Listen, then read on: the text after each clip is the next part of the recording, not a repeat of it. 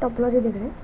Neighbourhood of a point क्या है, तो जैसे कोई पॉइंट है और उसका एक ओपन स्फीयर एग्जिस्ट कर रहा है उस सेट के अंदर, तो वो सेट क्या हो जाएगा, नेबरहुड हो जाएगा उसका। ठीक है, ये ओपन स्फीयर है जिसके अंदर ए है, वो नेबरहुड सेट के अंदर है, मतलब वो इसका एक सबसेट है। तो that is neighbourhood of a point. और ये जो पॉइंट है जिसका ओपन स्फीयर एग्जिस्ट कर रहा है, ये बोलते हैं इसको इंटीरियर पॉइंट। ठीक है, फिर यहाँ पे है कि natural number, real number, rational number, क्योंकि इनके फाइनाइट नंबर ऑफ टर्म्स हैं, फाइनाइट नंबर ऑफ सेट है, क्योंकि हमको पता है कि ओपन स्फीयर में तो इनफाइनाइट नंबर्स आ जाते हैं बीच में। ठीक है, तो इनमें नेबरहुड है ही नहीं। ओपन इंटरवल है, आर है और एम्प्टी सेट है, ये नेबरहुड ऑफ पॉइंट्स होते हैं इनमें। क्लोज इंटरवल या हाफ क्लोज है, उसके अंदर भी नेबरहुड नहीं होगा।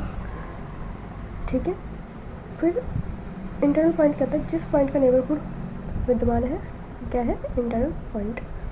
ओपन सेट की every point of set is internal point, मतलब उस पॉइंट का जो नेबरहुड है वो उसी के अंदर हो जाए तो ओपन सेट। ठीक है, और N Z Q Q C finite set है, जितने भी फाइनाइट सेट होते हैं वो ओपन नहीं होते। राइट, उसके बाद यहाँ पे है कि 1/n है, तो ये भी एक ओपन सेट नहीं है। राइट, ये फाइनाइट सेट हो गया क्योंकि n बिलोंग करता कहाँ से, नेचुरल नंबर से। Natural number is also finite. Right, arbitrary union of open set is open. याद रखो, arbitrary union of open set is open. Arbitrary union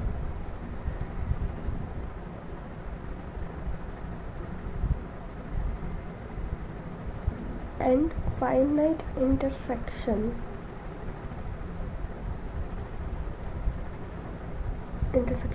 common. Finite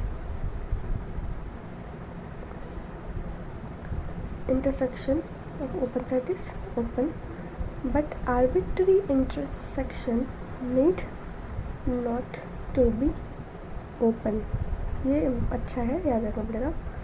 ऑफी याद रख लो, ऑफी ओपन के लिए ऑफी। A U arbitrary union open, finite intersection open, but arbitrary intersection need not to be open, remember. ठीक है, finite intersection of open set is open, arbitrary intersection of open set need not to be an open set.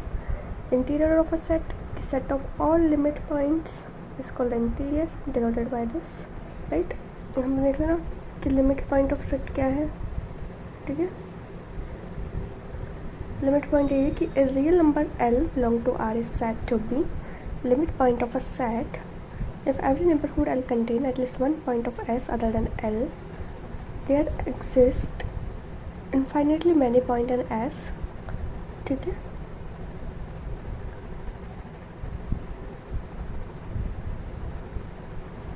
उन दोनों में कुछ ना कुछ common है, उसके ओपन स्फीयर में और एस में। ठीक है, उसको क्या बोलते हैं, limit point of a set. Limit point, इसी को क्लस्टर बोलते हैं, इसी को बोलेंगे एक्यूमुलेशन पॉइंट। क्लस्टर पॉइंट इस तरह से कि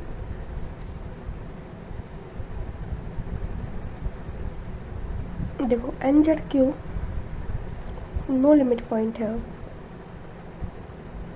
ठीक है,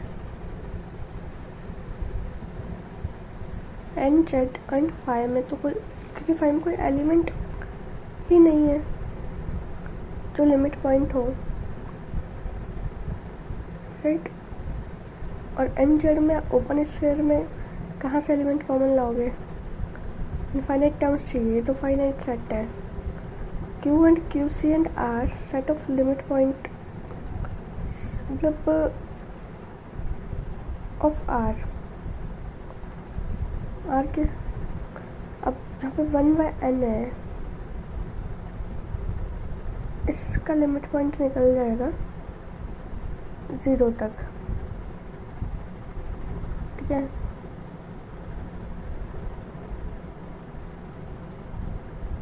मतलब लिमिट पॉइंट कभी आएगा नहीं, लेकिन जो मैक्सिमम चीज़ें अप्रोच हो रही है वो उस वैल्यू का जो पड़ोस है वो सेट में कहीं ना कहीं लाई कर रहा है, बहुत सारा पड़ोस, तो वो उसका लिमिट पॉइंट है, ठीक है। अब इसमें जितना भी पड़ोस होगा, ठीक है, 1/n का ही तो mn नेचुरल नंबर है, कोई फर्क नहीं पड़ रहा उससे।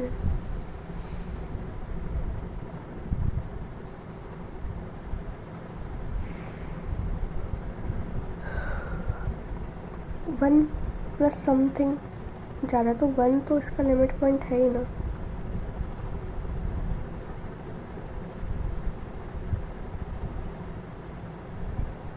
तो इस तरह से निकालते हैं 1, 1/2, 1/3 all are the limit point, क्योंकि ये तो यहाँ पे है ही ना, और सब इसके पड़ोस बनेगा, कितना सारा इसका पड़ोस बन सकता है, सब इसका पड़ोस बनेगा, कितना सारा इसका पड़ोस बनेगा, set of all limit point, right. Derived set क्या है? ड्राइव्ड सेट ये है कि किसी सेट के सभी जितने भी लिमिट पॉइंट है उन सब का सेट, अगर तुम n ड्राइव्ड चला जाते हो तो n ड्राइव्ड में तो कुछ नहीं आएगा, ना ही जेड में आएगा, क्योंकि फाइनाइट टर्म है एक्चुअली में, ठीक है। और ओपन इंटरवल का ड्राइव सेट चाहते हो तो a और b आएगा, क्योंकि a और b इसमें नहीं है, लेकिन सारे पॉइंट इसके इर्द गिर्द आ रहे हैं, ठीक है। और q में अगर आप चाहते हो q का ड्राइव्ड सेट, तो जितने भी रियल नंबर्स हैं वो सब आएगा, q कॉम्प्लीमेंट का भी जितने भी रियल नंबर्स हैं वो सब, रियल नंबर का ड्राइव्ड सेट रियल नंबर ही होता है, और एम्प्टी सेट का ड्राइव्ड सेट भी एम्प्टी सेट होता है, और a b का derived set a b e होगा, क्लोज इंटरवल, ठीक है। फिर यहाँ पे क्लोज सेट क्या है कि जिसके अंदर अपने सारे लिमिट पॉइंट आ जाए, ठीक है। ओपन सेट वो होता है जिसके अंदर सारे इंटीरियर पॉइंट हो, जिसके ओपन स्फीयर्स हैं,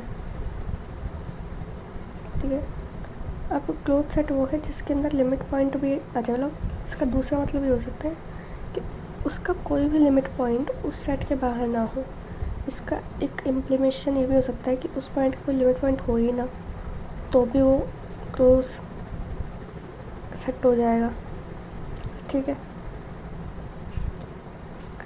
या फिर जिसका कॉम्प्लीमेंट क्या हो, ओपन, दो तरीके हो सकते हैं। एग्जांपल जैसे कि n नेचुरल नंबर्स का सेट है और वो क्या है, उसका कितने लिमिट पॉइंट है, उसके 5 लिमिट पॉइंट है, मतलब उस सेट के बाहर कोई भी लिमिट पॉइंट नहीं है, तो जो 5 लिमिट है, 5 वो नेचुरल सेट में कंटेन करता है।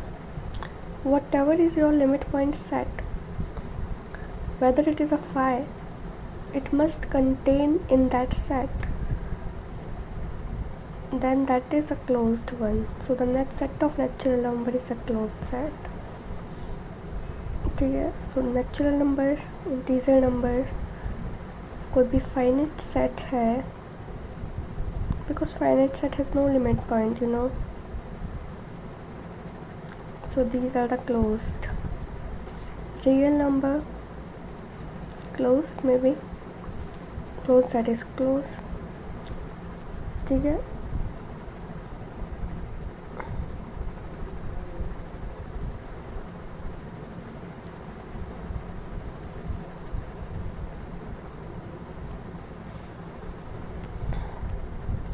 रिजल्ट फाइनाइट यूनियन, अभी हमने ओपन सेट में क्या पढ़ा था, ऑफ ही, यानी कि arbitrary union is open and finite intersection is open. अब यहाँ हम उल्टा पढ़ेंगे, ऑफ फी, ठीक है, यहाँ पे फुई लिख लो, मतलब जो फाइनाइट यूनियन है वो तो क्या हो जाएगा, क्लोज्ड। और आर्बिट्री इंटरसेक्शन क्या हो जाएगा, क्लोज्ड। देखो, फाइनाइट यूनियन फू of closed set is closed, right? And arbitrary intersection of closed set is closed में याद रख लेना, फू आई को तरीका नहीं याद करने का। इनफाइनाइट इंटरसेक्शन करना चाहते हो तो क्लोज्ड सेट का need not to be closed, right? ये जो मोस्ट फेवरेट थ्योरम आ गई है VBT, वोजनोव-वेस्टर्स थ्योरम, कि every infinite bounded set, bounded मतलब उसका मैक्सिमम लिमिट और मिनिमम लिमिट एग्जिस्ट कर रहा है, तो उसमें एटलीस्ट वन लिमिट पॉइंट तो होगा ही होगा, ठीक है। लिमिट पॉइंट यानी क्लस्टर बन रहा है उस जगह, मतलब उस सेट का ज़्यादातर पॉइंट उसी के इर्द गिर्द आ रहे हैं, क्लोज लिमिट पॉइंट। कोई भी सेट क्लोजर सेट कब बोलते हैं, क्लोजर सेट तब बोलते हैं कि उस सेट के सारे एलिमेंट तो उसमें है ही, ठीक है, और उसके लिमिट पॉइंट भी उसमें एग्जिस्ट कर रहे हैं, तो उसको क्या बोलेंगे, क्लोजर। उस सेट के बाहर कोई भी लिमिट पॉइंट नहीं है, तो अगर कोई सेट क्लोज्ड है तो क्लोजर कह सकते हैं इसको। सेम मतलब है इसका, यानी कि E set equal to E closure. What is meaning of the E closure?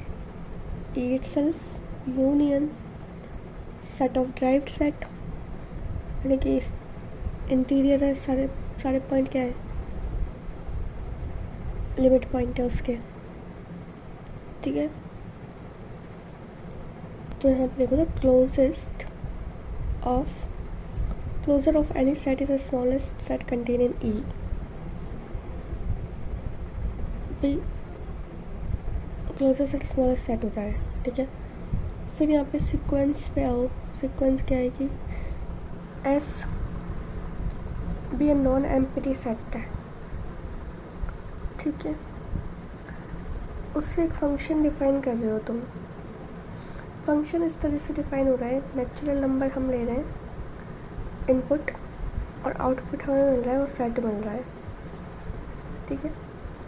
अब वो सेट सिंगलटन सेट है तो कांस्टेंट सीक्वेंस हो जाएगी। अगर वो सेट, भाई डोमेन तो मैंने एन ले लिया, रेंज उनको एस मिल रहा है सेट, तो अगर वो जो रेंज को मिल रही है वो सिंगलटन सेट है, तो सीक्वेंस में क्या हो जाएगी, कांस्टेंट सीक्वेंस। अगर उस रेंज में को नेचुरल नंबर मिल रहा है तो नेचुरल सीक्वेंस है, और अगर वो रेंज जो है जो सेट मैंने कंसिडर किया तो रियल नंबर मिल रहा है, तो ये क्या जाएगा, रियल सीक्वेंस। तो now understand, basically sequence is a function whose domain is natural number and whose range is real number, right? If it is a natural, then it is natural sequence. If range is singleton set, is a single sequence. Representation of sequence set builder form में आप लिख सकते हो, input output है function हो गया, roster form में, couples की फॉर्म में लिख सकते हो जैसे तुमको लिखना है, ओके। रेंज ऑफ सीक्वेंस क्या है कि set of all distinct elements in the sequence is called the range of sequence. Action है -1/n, तो इसमें 1 और -1 है तो इसकी रेंज ही हो गई। ये सीक्वेंस है 1 + -1/n, 0 2 ही इसकी रेंज सेट आएंगे। Number of term in a sequence is infinite, मतलब काउंटेबली फाइनाइट है, but in the range set may be finite or may be infinite, bounded sequence क्या होती है जिसका मिनिमम और मैक्सिमम एग्जिस्ट करता है, इन्फिमम या सुप्रीमम एग्जिस्ट करता है। बाउंडेडनेस के लिए ये चाहिए कि मैक्सिमम भी एग्जिस्ट करे और मिनिमम भी एग्जिस्ट करे। अगर दो एक भी साइड एग्जिस्ट नहीं करे तो अनबाउंडेड बोलेंगे उसको। ये कोई ज़रूरी नहीं है कि इन्फिमम और सुप्रीमम है वो उस सेट में एग्जिस्ट करे ही, ठीक है। उस तक अगर लिमिट अप्रोच भी हो रही है ना, उस अप्रोच होने का मतलब है कि उसमें वो एलिमेंट एग्जिस्ट है जो उसके पड़ोस में है, तो वो भी उसका सुप्रीमम या इन्फिमम कह सकते हैं। जैसे कि 1/n है तो इसकी लिमिट तुम्हें पता है कि कहीं तो 0 हो जाएगी, तो 0 इन्फिमम हो गया, सुप्रीमम 1 हो जाएगा। इन्फिमम सुप्रीमम में एग्जिस्ट करे, बाउंडेड हो गई सीक्वेंस। n² वाली इन्फिमम 1 है, मैक्सिमम कितना जा सकता है कोई पता नहीं, infinite, so it is unbounded, right. उसके बाद इधर रखिए 1 - 1/n²n। अब इसको 1/इनफाइनाइट टर्म से आप खोल सकते हो, e⁻⁻n²e⁻⁻⁰ तो इसकी वैल्यू कोई मैक्सिमम 1 हो सकती है ना। इसको हटा दो, ये सब मामला 1 हो जाएगी, वैसे दिख रहा है। तो अगर ये भी 1 हो जाए तो ये 0 हो सकता है। 0 और 1 के बीच में बाउंडेड है सीक्वेंस। ये सीक्वेंस है, सारे लिमिट पॉइंट ही तो हैं, 1 + 1/2 इसकी जो मैक्सिमम वैल्यू है 1 है, ठीक है। सुप्रीमम निकालने तो ये सारी लिमिट्स ऐड कर दो, फिर मैक्सिमम कहाँ तक अप्रोच हो सकती है वैल्यू, कहाँ ये छोटे छोटे ऐड हो गए, कहाँ तक हो रहा है, 2 तक तो आएगा नहीं कभी, लेकिन जो वैल्यू है वो 2 के ओपन स्फीयर में आएंगी, तो मेरे हिसाब से 2 सुप्रीमम है। तो this sequence is also bounded. अपन इन्फिनिटी के लिए लिमिट का फॉर्मूला देख लो, ये limit n tending to infinity fx - 1gx, इसमें fx gx आपस में मल्टीप्लाई कर देते हैं। सीक्वेंस वही है कि या तो उसका जो नेक्स्ट टर्म है वो उससे बड़ा हो जाए या उससे छोटा हो जाए, ये होती है सीक्वेंस। तो एक काम करना हो पर उनका डिफरेंस निकाल के देख लेना, दो एक वो टर्म ले लेना, उससे एक बड़ी बड़ी टर्म लेना, डिफरेंस निकाल के देख लेना, पॉजिटिव हो रहा है तो मोनोटोनिक इंक्रीजिंग सीक्वेंस आएगी, और अगर नेगेटिव हो रहा है तो मोनोटोनिक डिक्रीजिंग सीक्वेंस हो जाएगी। और बार बार वही टर्म आ रही है, बार बार वही वैल्यू आ रही है, तो वो मोनोटोनिक सीक्वेंस नहीं होगी, ठीक है। एक सीक्वेंस है n/n+1, ठीक है। मैंने इसका xn निकाल लिया, xn+1 निकाल लिया, सॉल्व करने की कोशिश करी दोनों को। नेचुरल नंबर है तो इनका जो डिफरेंस है वो >0 आ रहा है, मोनोटोनिक इंक्रीजिंग सीक्वेंस लगा रखी मैंने कि √AB ABC1/3 उससे इसका 1/2 होगा, सीक्वेंस ही दे देंगे को, है ना। 1 + 1/n²n। अब ये तो जगत विख्यात है कि e है, और exponential is always monotonic function, always increasing, this is monotonic sequence. Point of sequence को इस तरह से रिप्रेजेंट करते हैं कि कोई L है वो रियल नंबर में एग्जिस्ट करता है, कहीं भी एग्जिस्ट करता है, मेरे को नहीं मालूम, like 1 2 3 4 5 what ever it is. तो उसको हम लिमिट पॉइंट कब बोलेंगे सीक्वेंस का, कि वहाँ छोटी सी डिस्टेंस से रखिए जो 0 से बड़ी है, मुझे नहीं पता वो कितने डिस्टेंस, छोटी डिस्टेंस। तो अगर हम उससे जो L हमने कंसिडर किया है एज ए लिमिट, उसका ओपन स्फीयर बनाए, ठीक है, तो उसके अंदर इनफाइनाइट मैनी वैल्यूज आ जाए सीक्वेंस की, मतलब उसके लेफ्ट में जो टर्म्स आ रही हैं और सीक्वेंस है उसके राइट में जो टर्म्स आ रही हैं, ठीक है, वो टर्म्स मिड पॉइंट का पड़ोस है, मतलब सीक्वेंस का पड़ोस और लिमिट पॉइंट का पड़ोस सेम है। जो उस सीक्वेंस है जहाँ किसी एन पॉइंट पे, वहाँ से जो लिमिट पॉइंट है उसकी जो डिस्टेंस है वो हमेशा उस डिस्टेंस से छोटी होगी और उसकी नेगेटिव डिस्टेंस से बड़ी होगी। मतलब वो बेसिकली -e से e के बीच में लाई कर जाएगी। मतलब डिस्टेंस ऑफ n से और लिमिट पॉइंट तक की जो डिस्टेंस है वो ऑलवेज e से छोटी होगी और e 0 से बड़ा है पर है छोटा ही। तो इसका कहने का मतलब है कि जितने भी आप एक्शन लोगे वो सारे के सारे L से के ओपन स्फीयर में एग्जिस्ट करेंगे। तो वो एक लिमिट पॉइंट ऑफ है सीक्वेंस की। लिमिट क्या होता है कि जिस पॉइंट पे वो सीक्वेंस कन्वर्ज हो रही है वो उसकी क्या है, लिमिट। ठीक है, मतलब उस पॉइंट के बाद जो सारी वैल्यूज़ है वो उसी पॉइंट तक कन्वर्ज होगी। मतलब infinite number of terms converge to that point is limit, right. तो लिमिट और लिमिट पॉइंट में डिफरेंस ये है कि उस ओपन स्फीयर में बाहर अगर फाइनाइट टाइम है और अंदर इनफाइनाइट टर्म है तो वो क्या हो जाएगा, लिमिट। लेकिन लिमिट पॉइंट में क्या होता है, बाहर भी इनफाइनाइट टर्म आ रही है उस ओपन स्फीयर के और उस ओपन स्फीयर के अंदर भी इनफाइनाइट टर्म आ रही है तो लिमिट पॉइंट है। तो लिमिट पॉइंट कितने भी हो सकते हैं कि लिमिट एक ही होती है, यूनिक। मतलब कि वो पूरा फंक्शन पूरी सीक्वेंस उस पॉइंट तक कन्वर्ज हो रहा है तो वही क्या होगी उसकी लिमिट। जो लिमिट का नेबरहुड है उसमें इनफाइनाइट पॉइंट बाहर होंगे, फाइनाइट पॉइंट। लिमिट पॉइंट में नेबरहुड में इनफाइनाइट पॉइंट होते हैं और बाहर भी क्या होंगे, इनफाइनाइट पॉइंट। मतलब जैसे लिमिट पॉइंट और लिमिट दोनों में, नेबरहुड में तो इनफाइनाइट पॉइंट है लेकिन उस ओपन स्फीयर के बाहर लिमिट में तो फाइनाइट पॉइंट है जबकि लिमिट पॉइंट में इनफाइनाइट पॉइंट। लिमिट पॉइंट कितने भी हो सकते हैं लेकिन लिमिट एक ही होती है। Every limit is a limit point you can say, but every limit point is not a limit. Okay, जैसे कि ए है, अब इसमें एक ही टर्म है, सीमा बिंदु भी ए हो गया और सीमा भी एक ही हो गई। -1 से 1 तक लिमिट पॉइंट -1 हो जाएंगे कि इनके इर्द गिर्द सारी वैल्यू आ रही है, बट इसकी जो लिमिट है वो एग्जिस्ट नहीं करती क्योंकि limit is a single number.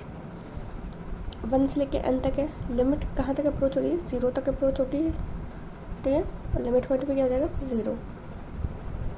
ठीक है, और 1 2 3 उसकी मैक्सिमम लिमिट क्या हो सकती है, अनबाउंडेड है ये तो। ठीक है, इस केस में -1 की और n/n 0 तक जाएगी तो limit is 0, limit point is 0। Walter-wasters theorem क्या है कि एवरी बाउंडेड सीक्वेंस इसका मैक्सिमम और मिनिमम एग्जिस्ट कर रहा है, हैज़ एटलीस्ट 1 लिमिट पॉइंट। मतलब एक क्लस्टर पॉइंट ऐसा होगा जिसके ओपन स्फीयर और उस सीक्वेंस के बहुत सारे एलिमेंट कॉमन होंगे आपस में। ठीक है, सीक्वेंस का नेचर देखो, एक कन्वर्जेंट भी होता है, डाइवर्जेंट भी। डाइवर्जेंट और प्रॉपर डाइवर्जेंट हो सकता है, इम्प्रॉपर डाइवर्जेंट हो सकता है। प्रॉपर डाइवर्जेंट का मतलब 10 to infinite, 10 to -infinite. Improper divergent का मतलब है ऑसिलेटिंग, और ऑसिलेटिंग फाइनाइटली और ऑसिलेटिंग इनफाइनाइटली। डाइवर्जेंट तब बोलेंगे कि जब लिमिट एग्जिस्ट कर रही है, डाइवर्जेंट बोलेंगे कि जब इन्फिनिटी तक अप्रोच करें तो डाइवर्जेंट टू इन्फिनिटी। उस केस में क्या होगा कि सीक्वेंस बाउंडेड बिलो तो है लेकिन बाउंडेड अबव नहीं है तो वो भी डाइवर्जेंट है। ठीक है, और उसका अगर कोई भी लिमिट पॉइंट ना हो अगर, तो भी वो क्या होगा, डाइवर्जेंट। इफ़ बाउंडेड अबव है बट बाउंडेड बिलो नहीं है, उस केस में diverse to -infinity.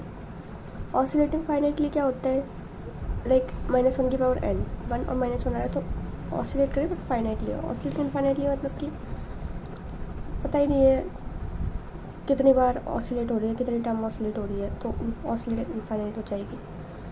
Unbounded below and unbounded above दोनों में। ऑसिलेटिंग फाइनाइटली का मतलब है फाइनाइट बाउंडेड तो है, ऑसिलेटिंग इनफाइनाइट का मतलब है वो बाउंडेड ही नहीं है। और लिमिट पॉइंट 1 से ज़्यादा होता है उसमें, और उसमें तो अगर अनबाउंडेड भी है ना ये सीक्वेंस तो एटलीस्ट 1 लिमिट पॉइंट तो होगा ही होगा। ठीक है, अब यहाँ पे सीक्वेंस देखो, ये तो सीक्वेंस बाउंडेड होती है, अनबाउंडेड होती है। अगर बाउंडेड है तो ये तो हो सकता है उसका लिमिट पॉइंट यूनिक हो, ये भी हो सकता है उसके स्कोप में मोर देन 1 लिमिट पॉइंट हो, क्योंकि वोल्जरो-वेस्टर्स थ्योरम तो ये बोलते हैं ना कि कोई भी बाउंडेड सीक्वेंस है उसका एक तो लिमिट पॉइंट होगा ही, एटलीस्ट एक तो है ही, ज़्यादा भी हो सकता है। अगर एक लिमिट पॉइंट है, ठीक है, तो एक यूनिक ही लिमिट पॉइंट मिल गया तो वही उसकी लिमिट है, तो फिर वो क्या रहेगी, कन्वर्जेंट। और अगर more than one limit point है और बाउंडेड भी है तो क्या जाएगी, ऑसिलेटिंग फाइनाइटली। अनबाउंडेड में ये होता है कि अनबाउंडेड अबव और बिलो है,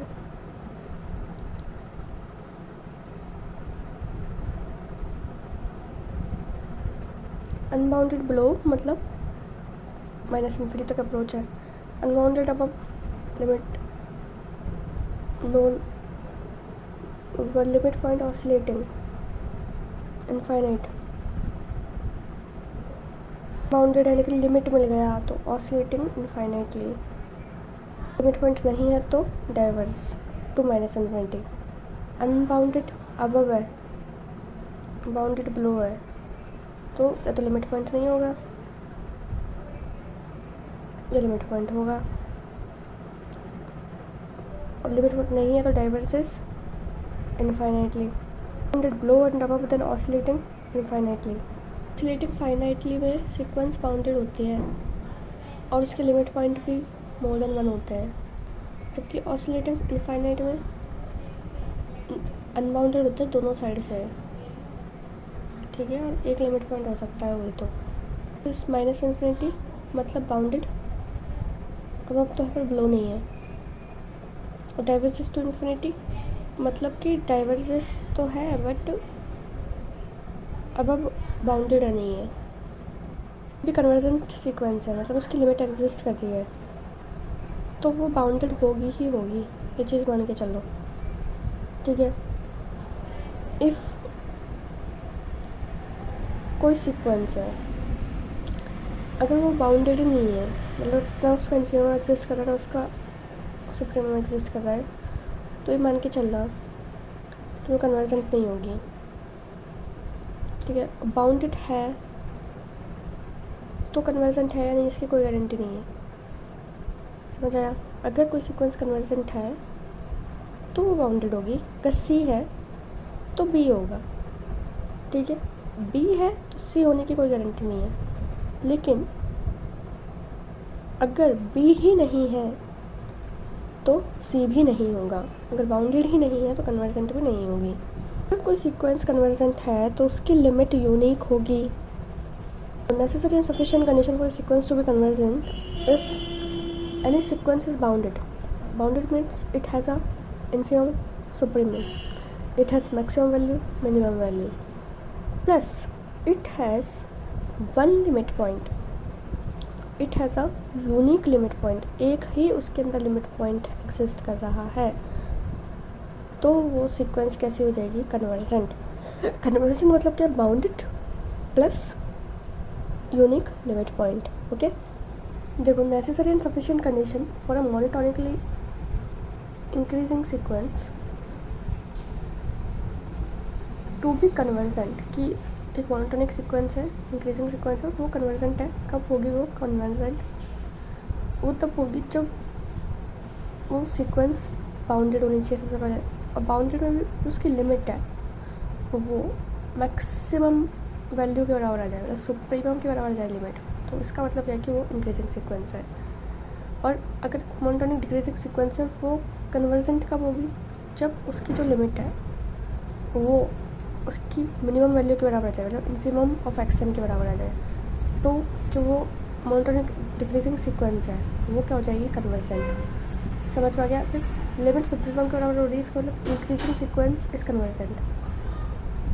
लिमिट पॉइंट इन्फिमम के बराबर आ रहा है, monotonic decreasing sequence is convergent, okay. Number of sequence क्या है कि एक्स एन और वाई एन है, एक्स एन एल तक कन्वर्ट हो रहा है, वाई एन एल डैश तक कन्वर्ट हो रहा है, तो दोनों को सीक्वेंस को हम ऐड करते हैं, दोनों की लिमिट भी आपस में ऐड हो जाएगी, मतलब कि जो X N plus Y N है वो कहाँ तक कन्वर्ट होगा, एल से एल डैश तक। X N minus Y N type की sequence L minus L dash तक होगी अप्रोच, और दोनों को प्रोडक्ट कर देंगे तो दोनों की लिमिट्स का भी प्रोडक्ट हो जाएगा, वहाँ तक अप्रोच करेगी। डिवाइडेशन कर रहे हैं तो डिवाइडेशन तक अप्रोच होगी, but L dash not equal to 0 होना चाहिए, वाई एन भी नॉट इक्वल टू 0 होना चाहिए for N belong to some natural number. तो सीक्वेंस ग्रेटर देन 0 है सब नेचुरल नंबर तक, इंक्रीजिंग सीक्वेंस है, तो उसका लिमिट जो होगी वो भी ग्रेटर देन 0 के बराबर हो सकती है, but greater than equal to 0 होनी चाहिए, लेस 0 से लेस नहीं हो सकती अगर पॉजिटिव सीक्वेंस है तो। If any sequence converges X N equal to L, और उसका अगर हम मॉड्यूलस ले रहे हैं तो वो मॉड्यूलस एल तक अप्रोच करेगा, but converse need not to be true. ठीक है, मॉड्यूलस अप्रोच कर रहा है मॉड्यूलस एल तक, तो हम ये नहीं कह सकते कि सीक्वेंस एक्स एन भी अप्रोच करेगी एल तक, लेकिन अगर एक्स एन अप्रोच कर रही है एल तक तो उसका modulus definitely mods of x an approach करेगा मॉड्यूलस ऑफ एल तक। जैसे ये है एक्स एन बराबर 2n-7 3n+2, मुझे इसकी लिमिट निकाली तो n का कॉफिशिएंट लिमिट है 2/3 होगी। ठीक है, मुझे ये प्रूफ करना है कि ये सीक्वेंस मोनोटोनिक है या नहीं है। तो मोनोटोनिक इंक्रीजिंग या डिक्रीजिंग है तो उसके लिए मेरे को एक्स एन और एक्स n+1 लेना पड़ेगा। अगर दोनों का डिफरेंस ग्रेटर देन 0 आ जाता है इसका मतलब ये इंक्रीजिंग सीक्वेंस है। जो भी सीक्वेंस इसका लिमिट पॉइंट एग्जिस्ट कर रहा है कि बाउंडेड नहीं होगी, क्योंकि कोई सीक्वेंस कन्वर्जेंट है तो वो बाउंडेड होगी, प्लस उसका एक यूनिक लिमिट पॉइंट एग्जिस्ट करेगा। तो कन्वर्जेंट तो ये हो ही गई ना, कन्वर्जेंट है तो बाउंडेड है। अगर मोनोटोनिक इंक्रीजिंग है, ठीक है, दूसरी चीज़ बाउंडेड अबव है तो कन्वर्जेंट होगी। टाइप का क्वेश्चन फंस ही जाता है एक ना एक। इसमें यह करना है कि x1 की वैल्यू दे रखी होती है और xn+1 को xn के फॉर्म में दे रखा है।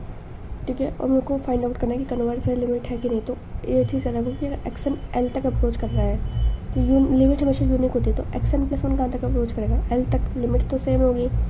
ठीक है, तो दोनों को मैंने एल मान लिया, एल मान कर एन की वैल्यू निकाल लो, लिमिट आ गई 1, मतलब कि लिमिट एग्जिस्ट कर रही है, इसका मतलब ये कन्वर्जेंस तो है। कन्वर्जेंस होने के बाद दूसरी चीज़ मेरे को ये देखनी है कि ये वैल्यू देखो, ऊपर पॉजिटिव टर्म है, नीचे 3 फिक्स है, तो डेफिनेटली मुझे जो भी वैल्यू मिलेगी वो इंक्रीजिंग सीक्वेंस मिलेगी, तो मोनोटोनिकली इंक्रीजिंग है। ठीक है, फिर दूसरी चीज़ कन्वर्स है एल तक और xn+1 एल तक अप्रोच करा तो xn भी एल तक अप्रोच करेगा। सीक्वेंस निकाल के देख सकते हो, उससे कोई फ़र्क नहीं पड़ने वाला। अब इस तरह से क्वेश्चन दे रखा है, x की वैल्यू √2 दे रखी है और xn+1 को √2xn के फॉर्म में दे रखा है, तो वही कॉन्सेप्ट लगेगा कि अगर xn एल तक अप्रोच करो तो xn+1 भी एल, दोनों की जगह एल रख दो, वैल्यू निकाल लो। अगर एल की वैल्यू 0 और 2 आ रही है तो यूनिक तो लिमिट है ही नहीं, तो ये तो कन्वर्स नहीं होना चाहिए। और ये तो लिमिट पॉइंट है, लिमिट नहीं है। फंक्शन ऑलवेज इंक्रीजिंग फंक्शन है। ठीक है, अगर ये इंक्रीजिंग फंक्शन है तो 0 तो लिमिट नहीं हो सकती, 0 तक अप्रोच कैसे होगा। ये सोचने वाली पता है 2, तो इसकी लिमिट क्या होगी 2। तीसरी टर्म है ये दे रखी है √2xn-1 के फॉर्मेट में, इसको सॉल्व करोगे -1 और 2 मिलेगा। लेकिन आप जब फाइंड आउट करोगे कि ये फंक्शन क्या है, इंक्रीजिंग फंक्शन है, तो -1 इसकी लिमिट -1 तक अप्रोच हो जाएगी, वैल्यूज़ 2 तक अप्रोच होगी ना, ज़्यादा ज़्यादा कहाँ तक अप्रोच हो सकता है 2 तक। सो ऐसे दिमाग लगा लो, 2 प्लस इसकी मैक्सिमम वैल्यू क्या हो सकती है, 2 हो जाए तो 2 बन जाए, n2 माइनस तो नहीं हो सकता, तो एक लिमिट इसकी क्या हो जाएगी 2। सोच सकते हो everything is positive, so negative option का तो कोई रोल ही नहीं है, तो नेगेटिव ऑप्शन अपने आप डिस्कार्ड कर दो। टाइप का फंक्शन आ जाए x बराबर 1 + 1/x की पावर n, तो लोअर बाउंड क्या है इसका 1, अपर बाउंड क्या होता है e, क्योंकि ये वैल्यू e की है, सीक्वेंस इज बाउंडेड। का फंक्शन होता है 1/x 1 factorial x² 2 factorial so 1 xn x factorial n, तो e x की वैल्यू 1 हो जाएगी, तो 1 + 1/1 फैक्टोरियल 1/2 फैक्टोरियल 1/n फैक्टोरियल, इसकी लिमिट क्या जाएगी e। सीक्वेंस की बीमारी है, सब सीक्वेंस है कि वो होता सीक्वेंस में ये भी, लेकिन एक फिक्स पैटर्न है, वो जो फिक्स पैटर्न है वो आपको एक स्ट्रिक्टली इंक्रीजिंग सीक्वेंस दे रहा है, मतलब इक्वल टू 0 भी नहीं देगा, स्ट्रिक्टली इंक्रीजिंग देगा, तो वो इसकी सब सीक्वेंस हो जाएगी xn के फॉर्मेट में। जैसे कि यहाँ पे x, अभी तक हम xn यूज़ कर रहे थे, अब xn² करेंगे। ठीक है,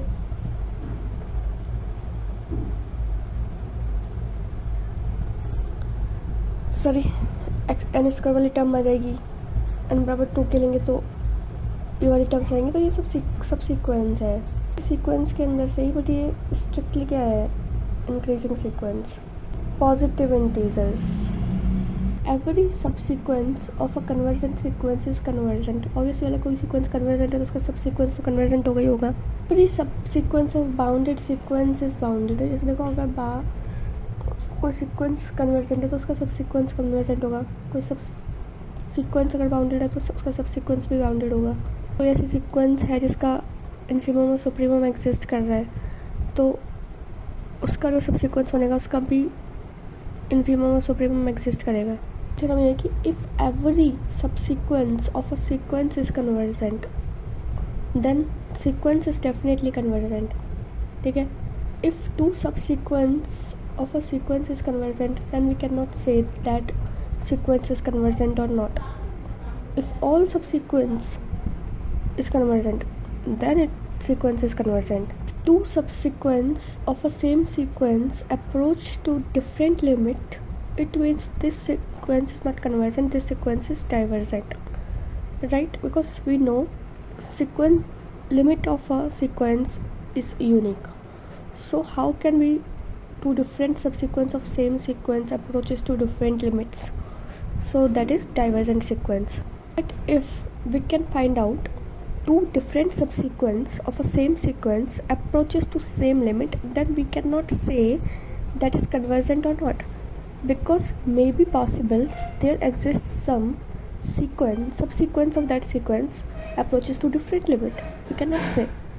ठीक है, so that's why we cannot say if two subsequence approaches to the same limit, we cannot say sequence is a convergent, need not to be true, right? But yeah, if two subsequence approaches to different limits, it means that sequence is divergent.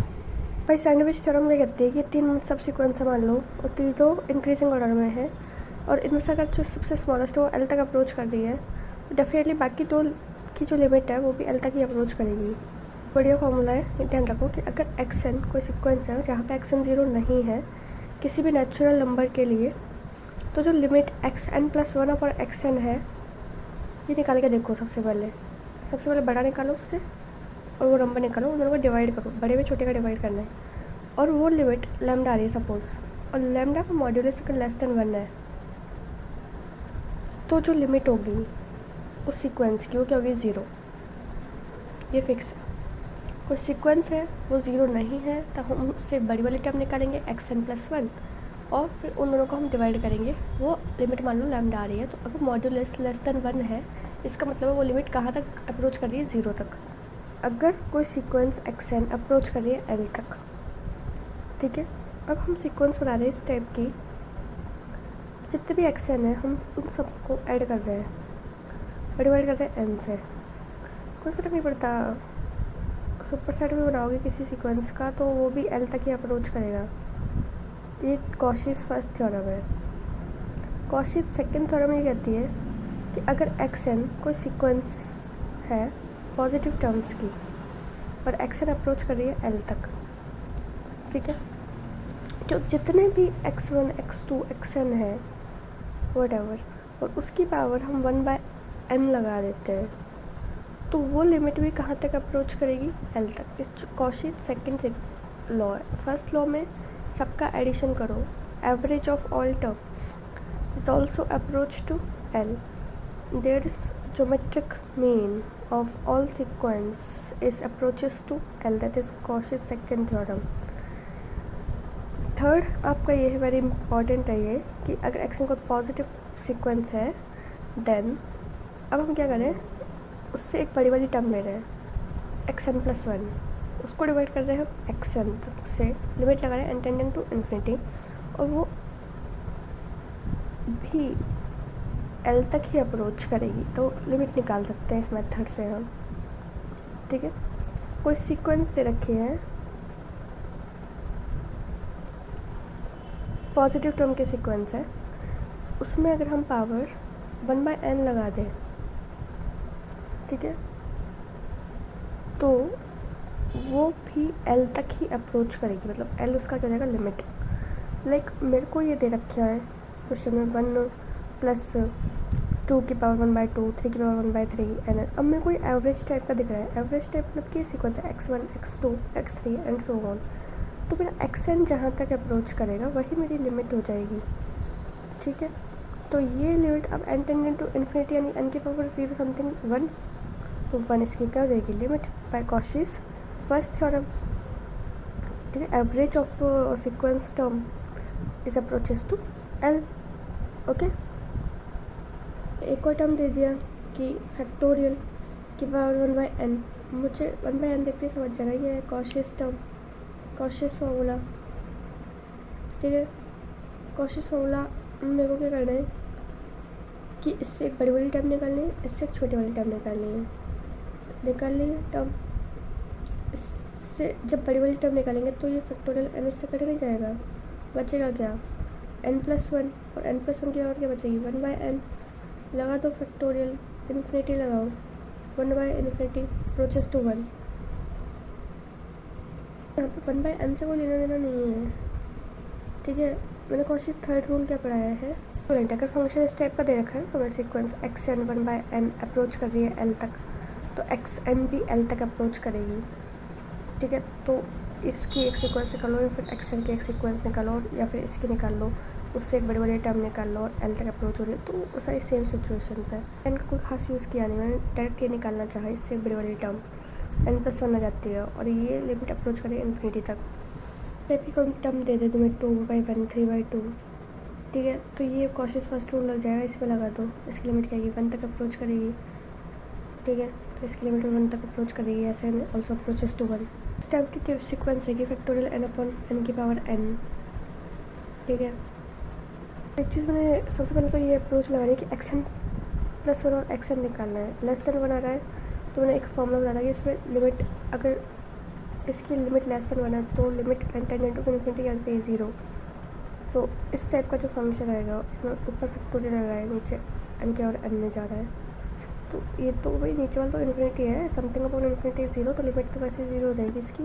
Product वाली terms में आ गई तो Cauchy's second sequence दिख रही है, तो मेरे को तो इससे मतलब है ना खाली, और ये तो मेरे को पता है अप्रोच करेगी ई तक, इसकी सीक्वेंस क्या हो जाएगी ई तक अप्रोच करती है। ये एडिशंस दे रखे हैं सारे एडिशंस, मेरे को क्या लेना देना, मेरे को तो इससे मतलब है ना सारी सीक्वेंस डिवाइडेड बाय n, तो वैसे भी 0 तक अप्रोच करेगी तो इसकी लिमिट 0 हो जाएगी, Cauchy's first rule. Similarly to that one, पर 1/1 आता रहा तो तुम्हें कोई दिक्कत नहीं है, लास्ट टाइम से मैं निकाल लूँगी, आंसर 0 है। लेकिन अब ऊपर वाली टर्म भी वेरिएबल है, ठीक है, और 1 2 से लेकर n तक है, तो ऊपर वाली टर्म्स को अगर हम जोड़ दें तो ये इससे सीक्वेंस ऑलवेज इससे तो लेस होगी, मान के चल रहे हैं हम, क्योंकि यहाँ पर न्यूमरेटर घट रहा है, यहाँ पे न्यूमरेटर तो सेम ही है, ऊपर वाली टर्म बढ़ती जा रही है, तो this is increasing term, right. So अगर हम इसको निकालें कि ये कहाँ तक अप्रोच हो रही है तो उससे छोटी वाली टर्म तो वहाँ तक अप्रोच होगी ही, तो 1 2 से n तक सीक्वेंस आ रहा है तो ये क्या होता है n+1/2, नीचे 2 आएगा, n स्क्वायर से n स्क्वायर कट जाएगा, अगर ऊपर हम किसी तरह n स्क्वायर बना रहे हैं तो आपस में कट जाएंगे ना, तो ये कट गया, बच्चे का 1/2, तो 1/2 तक अप्रोच हो जाएगी लिमिट। सीरीज़ क्या होता है,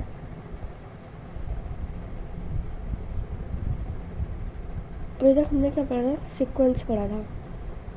सीक्वेंस तो एक ही नंबर ऑफ टर्म्स है, ठीक है, 1 2 3, ये उनके अंदर को ऑपरेशन था, लेकिन सीरीज़ में समेशन का ऑपरेशन आ जाता है, तो u1 u2 un इस टाइप का, ठीक है। और अगर इसमें फाइनाइट नंबर ऑफ टर्म्स है तो फाइनाइट सीरीज़ है, इनफाइनाइट टर्म्स है तो इनफाइनाइट सीरीज़ है। अब ये ऐसा है कि एक सीक्वेंस है, सपोज सीक्वेंस तो ठीक है, ये सीक्वेंस है, लेकिन जो ए है ना वो एक इस टाइप का सीक्वेंस है कि इसमें नंबर ऑफ टर्म्स ऐड हो रही है, मतलब कि फर्स्ट टर्म पे फर्स्ट एलिमेंट,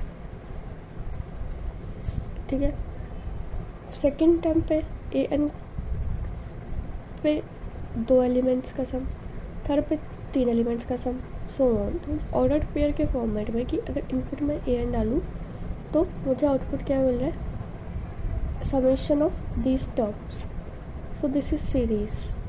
तो series is a partial sum of A N is a partial sum of series, right. Represent as A इस फॉर्मेट में 1 से लेके n तक, यहाँ पे कि अगर ये सीरीज़ हमारी एल तक कन्वर्ज हो रही है तो ये जो इसका सम है वो भी एल तक कन्वर्ज होगा।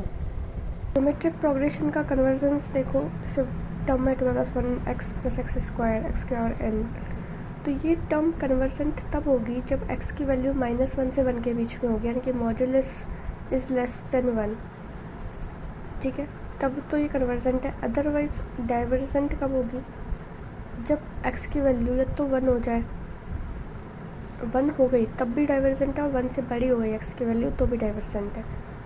अगर x की वैल्यू -1 हो जाती है तो ऑसिलेटिंग फाइनाइटली का मतलब है कि लिमिट पॉइंट तो एग्जिस्ट करता है और बाउंडेडनेस भी है, ठीक है, बट कन्वर्स नहीं है, लिमिट एग्जिस्ट नहीं कर रही, लिमिट पॉइंट एग्जिस्ट कर रहा है खाली, तो वो ऑसिलेटिंग फाइनाइट है। और अगर s की वैल्यू लेस देन -1 आ गई x की वैल्यू तो ऑसिलेटिंग इनफाइनाइटली, ना तो बाउंडेड है ना लिमिट पॉइंट एग्जिस्ट कर रहे हैं, एटलीस्ट 1 लिमिट पॉइंट एग्जिस्ट कर सकता है, पर उससे कुछ होगा नहीं। कोई भी सीक्वेंस है, कोई भी सीरीज़ है, सीरीज़ को रिप्रेजेंट कर रहा है, अगर वो कन्वर्जेंट है, मुझे मालूम है कि वो कन्वर्जेंट है ही है, तो ये चीज़ फिक्स है कि उसकी जो लिमिट होगी उस सीरीज़ की वो अप्रोच करेगी 0 पे, ठीक है। लेकिन अगर किसी सीरीज़ की लिमिट 0 है तो उसका कब ये मतलब नहीं कि वो कन्वर्जेंट हो कि ना हो। अगर सीरीज़ कन्वर्जेंट है तो उसकी लिमिट 0 हो सकती है। इसका रिवर्स हम ऐसे देखेंगे, अगर कोई ऐसी सीक्वेंस एग्जिस्ट कर रही है जिसका लिमिट 0 नहीं है तो उसका मतलब ये है कि वो जो सीरीज़ है वो कन्वर्जेंट नहीं होगी, ठीक है। वो सीरीज़ कैसे होगी, डाइवर्जेंट। मैं बता देती हूँ कि अगर कोई सीरीज़ की लिमिट 0 तक है तो it need not to be convergent, but अगर 0 नहीं है तो डेफिनेटली डाइवर्जेंट। अगर कोई सीरीज़ कन्वर्जेंट है, the limit of that series is equal to 0। Series है 1/√n वाली, तो ये सीक्वेंस नहीं कि डायरेक्ट इसमें वैल्यू लगा दी, क्या है सीरीज़ है। सीरीज़ किस तरह से चलती है, एडिशन करना पड़ेगा सारी टर्म्स का, एन टर्म तो ये होगी ना, एस एन कैसे निकालोगे, एस एन करने के लिए 1 +√2 1 +√3 +n, एस एन से तो काम है मेरे को। अभी एस एन को देखो किससे बड़ा होगा, अगर यहाँ पे √n लिख दे इन सबसे तो बड़ा ही होगा ये टर्म, ठीक है, बड़े, ठीक है, इससे कुछ छोटा निकाल रहे हैं, अगर छोटे तक अब लिमिट निकल जाती है तो बड़े पे भी वो चीज़ फॉलो हो गई। 1/√n कर लिया, n/√n आ गया, लिमिट लगानी है n टेंडिंग टू इन्फिनिटी, तो ये इनफाइनाइट तक अप्रोच कर जाएगा, तो सीरीज कैसी होगी, डाइवर्जेंट। देखो फर्स्ट कन्वर्जेंस टेस्ट लगाते हैं। फर्स्ट कंपैरिजन टेस्ट क्या है, तो मेरे पास 2 सीक्वेंस है UN एंड VN, ठीक है, और अगर PN बड़ा है UN से, मतलब UN छोटा है, ठीक है, तो अगर मान लो कि BN कन्वर्जेंट है, बड़ी टर्म, तो छोटी तो कन्वर्जेंट होगी, और अगर मान लो छोटी डाइवर्जेंट है तो बड़ी भी डाइवर्जेंट होगी। तो ये कॉन्सेप्ट चलता है, ठीक है, जो बड़ा है अगर वो कन्वर्जेंट है तो उससे छोटा वाला भी कन्वर्जेंट होगा, लेकिन अगर छोटा वाला ही डाइवर्जेंट निकल गया तो बड़ा तो डाइवर्जेंट होगा ही। देखो अगर 2 सीक्वेंस है, ठीक है, हमें कोई सीक्वेंस दे रखी है, उसके सिमिलर कोई सीक्वेंस निकाल लो और दोनों का डिवाइडेशन कर दो। अगर वो लिमिट फाइनाइट आ रही है, मतलब नॉट इक्वल टू 0 आ रही है, दोनों सीक्वेंस एक साथ बिहेव करेंगे, ठीक है। एक साथ बिहेव करने का मतलब है कि अगर फर्स्ट सीक्वेंस कन्वर्जेंट है तो सेकंड भी कन्वर्जेंट होगी, फर्स्ट डाइवर्जेंट है तो सेकंड भी डाइवर्जेंट होगी, ठीक है। थर्ड टेस्ट ये बोलता है, सेकंड कंपैरिजन टेस्ट ये था। फर्स्ट कंपैरिजन टेस्ट में तो ये है कि बड़ा और छोटे पर डिपेंड करता है कि बड़ा कन्वर्जेंट है तो छोटा भी कन्वर्जेंट होगा, छोटा डाइवर्जेंट तो डाइवर्जेंट होगा। सेकंड में 2 लिमिट ली हमने, कंसिडर किया एक लिमिट को, फिर दोनों को डिवाइड कर दिया। अगर फाइनाइट आ रही है, नॉट इक्वल टू 0 आ रही है, तो दोनों एक जैसा बिहेव करेंगे। तीसरी ये है कि UN निकाल लो, UN+1 निकाल लो, VN सीक्वेंस है तो VN+ निकाल लो। अगर मान लो कि VN वाली टर्म बड़ी आती है, ऐसा है अगर, तो अगर UN कन्वर्जेंट है, अगर छोटा कन्वर्जेंट है तो VNP क्या होगा, कन्वर्जेंट।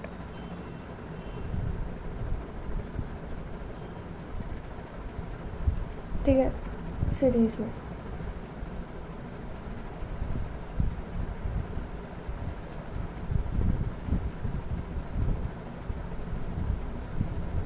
अगर UN कन्वर्जेंट है तो VN भी कन्वर्जेंट होगा। थर्ड कंपैरिजन टेस्ट है, हाइपर हार्मोनिक सीरीज़ है।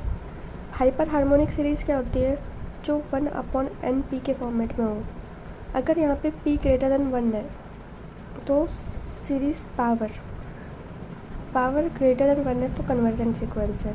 पावर अगर इक्वल टू भी 1 आ गई और लेस देन 1 आ गई तो डाइवर्जेंट होगा। समझ आ गया, power must be greater than 1। और ज्योमेट्रिक सीरीज़ में मैंने क्या पढ़ा था कि x की वैल्यू -1 से 1 के बीच में होनी चाहिए, तो वो सीरीज़ क्या हो जाएगी, कन्वर्जेंट। अदरवाइज़ x की वैल्यू अगर 1 या 1 से बड़ी हो गई तो उसका मतलब क्या जाएगी, डाइवर्जेंट। ठीक है, अगर x की वैल्यू -1 हो गई तो ऑसिलेटिंग फाइनाइटली, और -1 से छोटी हो गई तो ऑसिलेटिंग इनफाइनाइटली। यहाँ पावर सीरीज चल रही है, पावर सीरीज में ग्रेटर देन 1 ही होना चाहिए, तब जाके कन्वर्जेंट होगा। और अगर पावर लेस देन 1 हो गई, इक्वल टू 1 हो गई या लेस देन 1 हो गई तो डाइवर्जेंट है। जैसे ये दिख रहा है 1/2, बेसिकली क्या है, 1/n है, और n की पावर क्या है, 1/2 is less than 1 is divergent completely. ये क्या है, 1/n और n+1, n² है नीचे कॉमन लेने पे, और n/2 मतलब n बचेगा, तो n वाला पावर 1 आ गई तो डाइवर्जेंट। इस तरीके से भी कर सकते हो, अगर डायरेक्ट लिमिट लगाने पे 0 नहीं आ रहा तुम्हारा तो सीरीज़ क्या हो जाएगी, डाइवर्जेंट।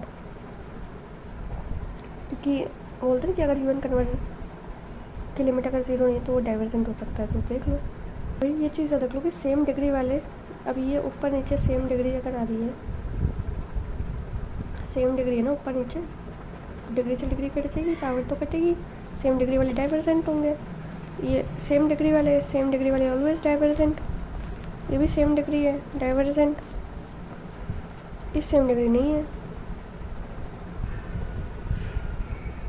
कन्वर्जेंट, नीचे बड़ी डिग्री है। ई टाइप का लग रहा है तो कुछ, अगर इसकी लिमिट क्या होनी चाहिए, अप्रोचेस 0 नहीं है तो डाइवर्जेंट है। कि अगर लिमिट 0 नहीं हो रही सीरीज़ में तो ये डाइवर्जेंट होगा। जिसमें पावर चेक करनी है, n की पावर हाफ है, नीचे 1 है, पावर क्या आएगी, अल्टीमेटली 1, नीचे 2 है, पावर 3/2 पावर हो गई तो ग्रेटर देन 1 है तो कन्वर्जेंट है। लास्ट देख लो, हाफ कटेंगे तो कन्वर्जेंट, ये भी कन्वर्जेंट है। अब ये दिख रही है मेरे को n² n की पावर 1 डाइवर्जेंट होनी चाहिए, तो डायरेक्ट लिमिट रखने पे वैल्यू 0 नहीं होती, डाइवर्जेंट है। डायरेक्ट लिमिट रखने पे वैल्यू 0 नहीं हो रही, डाइवर्जेंट है। तो कोफिशिएंट है, वही आंसर हो जाता है ना, 1 हो जाता है आंसर। टाइम सॉल्व करना भी आना चाहिए, a/1 - r आ तो फाइनाइट वैल्यू ही रही है, कन्वर्जेंट हो जाएगा। सीक्वेंस होती ना, डेफिनेटली कन्वर्जेंट है सीक्वेंस में, लेकिन जैसे सीरीज़ लगा दी, series is sum of that term is totally divergent, क्योंकि सम टर्म 0 चाहिए ना मेरे को, तो इसकी बात हो रही है यहाँ पर, सीरीज़ में ये डाइवर्जेंट होगा। सीक्वेंस किस टाइप के हो रहे थे, 1/NP टाइप की। ठीक है, तभी हमारा पता चल जाता है कि अगर P ग्रेटर देन 1 है तो कन्वर्जेंट है, P less than equal to 1 है तो डाइवर्जेंट है। सीक्वेंस में एक फेरबदल आ गया, मतलब नीचे तो n की पावर P है पर ऊपर n+1 है। ठीक है, इस टाइप से सीक्वेंस चल रही है, तो ऊपर n है, नीचे n की पावर P है सपोज, तो ये बेसिकली हो जाएगा 1/P की पावर -1। ठीक है, अब मेरे को पता है कि P -1 डेफिनेटली ग्रेटर देन 1 होना चाहिए। ठीक है, तो मतलब अगर P की वैल्यू यहाँ पे ग्रेटर देन 2 हो जाती है तो सीक्वेंस कन्वर्जेंट है, लेकिन अगर 2 के बराबर हो गई और 2 से लेस हो गई तो डाइवर्जेंट हो जाएगी सीक्वेंस। ऊपर 1 है वन अपॉन एन पे तब तो कोई दिक्कत ही नहीं, लेकिन ऊपर अगर कुछ भी एन दे रखा है उस केस में नीचे वाली टर्म ऑलवेज ग्रेटर देन होनी चाहिए 2 से। बाकी डिपेंड करता है ऊपर क्या दे रखा है, उसको नीचे पावर में लेके जाओ, बनाओ पावर एन के टर्म्स में।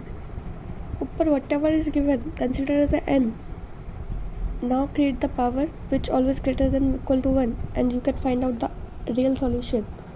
But in case of n and n p, ऊपर एन की पावर 1 है, नीचे एन की पावर पी है, सो इससे कैलकुलेट करेंगे तो p ग्रेटर देन 2 तब जाके कन्वर्जेंट होगी, लेस देन पे डाइवर्जेंट हो जाएगी। टाइप का क्वेश्चन दे दिया, ऊपर एन की पावर p आ रही है, नीचे एन की पावर q आ रही है, मेरे को कोई मतलब नहीं है, q माइनस पी ऑलवेज ग्रेटर देन 1 तो कन्वर्जेंट होगी, otherwise less than equal to 1 हो गया तो डाइवर्जेंट है। सिंपल टाइप का फंक्शन देते, रैशनलाइज करना पड़ेगा, रैशनलाइज कर लो कोई दिक्कत नहीं है। रैशनलाइज करके भी एन पी में ये ऐड हो जाएगा, एन की पी प्लस हाफ होगा तो ऐड ही,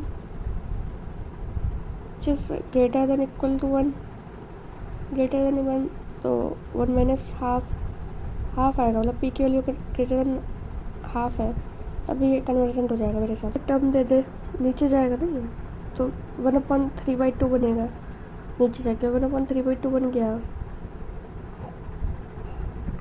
कन्वर्जेंट है। ये क्या बनेगा 1 डाइवर्जेंट, 1/n है, ठीक है। अब ये सीरीज़ मैंने एक सेकंड कंपैरिजन टेस्ट पढ़ा था कि un है तो मैं vn कुछ कंसिडर कर सकती हूँ। अगर मैं vn को 1n कंसिडर कर दूँ तो फाइनाइट लिमिट आ जाएगी 1, अगर वो फाइनाइट लिमिट तक है तो 1/n का बिहेवियर कैसा है सीरीज़ के अंदर, लास्ट लिमिट 1/n में इन्फिनिटी लगाए तो 0 तक अप्रोच हो रही है, तो अगर ये सीक्वेंस होता 1/n, ये आपको वैल्यू दे देता 0, ठीक है, और डेफिनेटली कन्वर्जेंट होती है सीक्वेंस के फॉर्मेट में। बट यहाँ पे सीरीज़ है 1/n वाली सीरीज़, n की पावर क्या है 1, n की पावर 1 है तो definitely it is a divergent. If it is divergent then 1/n is also divergent sequence, get it. इस टाइप की सीक्वेंस है 1/n लगा दो नीचे, कोई दिक्कत नहीं है, लिमिट क्या बचेगी, ऊपर भी तो 1/n लगाना पड़ेगा, ऊपर 1/n लगाया तो ये 1/n3/2 बचेगा विच इज़ कन्वर्जेंट। क्या है ना कि p ग्रेटर देन हाफ के लिए कन्वर्जेंट हो जाएगा, ये डाइवर्जेंट है। ये 1/n minus log 1 plus 1/n है, तो इसका एक्सपेंशन तो आना ही चाहिए ना, 1 है तो 1 तो नहीं आएगा, x से स्टार्ट होती है चीज़ें, करते जाओ, x से लेने देना ना, यहाँ पे 1 से क्या लेने देना, x है, फिर अल्टरनेटिव साइन चलते हैं, तो आप इसको थोड़ा सा सॉल्व करोगे अगर तो मुझे दिख जाना चाहिए 1/n से 1/n तो कटेगा ही, सेकेंड टर्म आएगा 1/n² and n² is convergent, so this is convergent. Expansion आना चाहिए इसके लिए, एक्सपेंशन है सारा।